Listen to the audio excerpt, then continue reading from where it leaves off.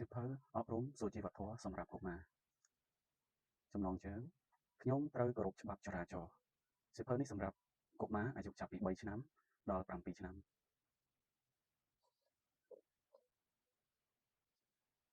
ពេលឡើងឡានត្រូវតម្រង់ជួរបងប្អូនកុមារមិនថាពេលជិះរថយន្តសាលាឬរថយន្តសាធារណៈទេបងត្រូវតែចេះគោរពតាមរបៀបរៀបរយត្រូវអនុញ្ញាតឲ្យអ្នកដំណើរដែលនៅខាងលើរថយន្តចុះមកជាមុនទើបយើងតម្រង់ជួរឡើងតាមក្រោយធ្វើបែបនេះវាមិនត្រឹមតែផ្ដល់នូវភាពឆាប់រហ័សថែមទាំងមានសុវត្ថិភាពទៀតផងតែបើជាមនុស្សចាស់ឬស្ត្រីមានផ្ទៃពោះត្រូវតែផ្ដល់អធ្យាស្រ័យឲ្យពួកគាត់ឡើងឬចុះពីរថយន្តមុនជានិច្ច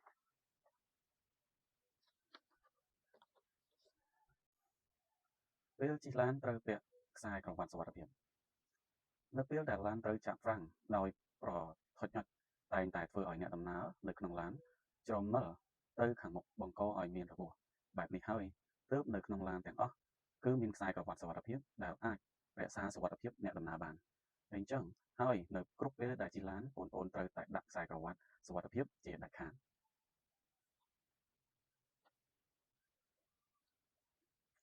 ជិះឡានក្រុងត្រូវតោងបង្គោលដែកឲ្យបានជាប់មានកុមារតូចៗខ្លះនៅពេលជិះឡានក្រុងតែងតែរត់លេងទៅវិញទៅមកទង្វើបែបនេះគ្រោះថ្នាក់ខ្លាំងណាស់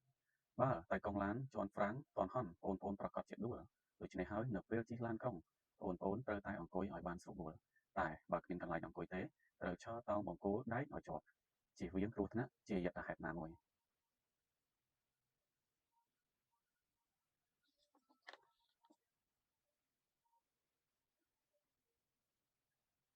មិនត្រូវលូកដៃឬឱតក្បាលទៅក្រៅកញ្ចក់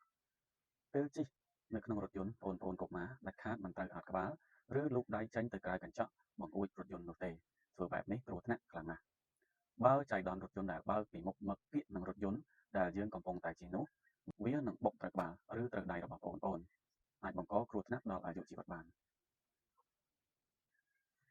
មិនត្រូវលេងដៃចង្កូតឬចុចកញ្ចក់ឡានបងប្អូនកុមារដែលជិះនៅក្នុងឡានតែងតែចូលចិត្តលេងចង្កូតឡានឬចុចប៊ូតុងនេះប៊ូតុងនោះបងប្អូនខ្លះវិញចូលចិត្តចុចកញ្ចក់បង្អួចឡានលេងធ្វើបែបនេះជាទង្វើគ្រោះថ្នាក់បងប្អូនត្រូវចងចាំថាដាច់ខាតមិនត្រូវធ្វើបែបនេះទេបើចៃដន្យចុចចំបេតុងពិសេសណាមួយគឺវាអាចបង្កគ្រោះថ្នាក់ណាមួយដែលគួរឲ្យខ្លាចក៏ថាបាន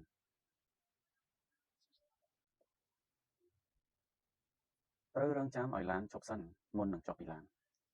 នៅពេលដែលឡានមិនទាន់ឈប់ស្ងៀមក៏ប្រញាប់ប្រញាល់ចុះពីឡាន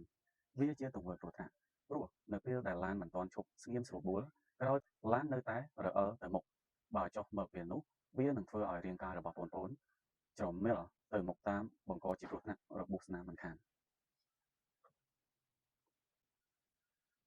សូមរងចាំទស្សនាវគ្គបន្ត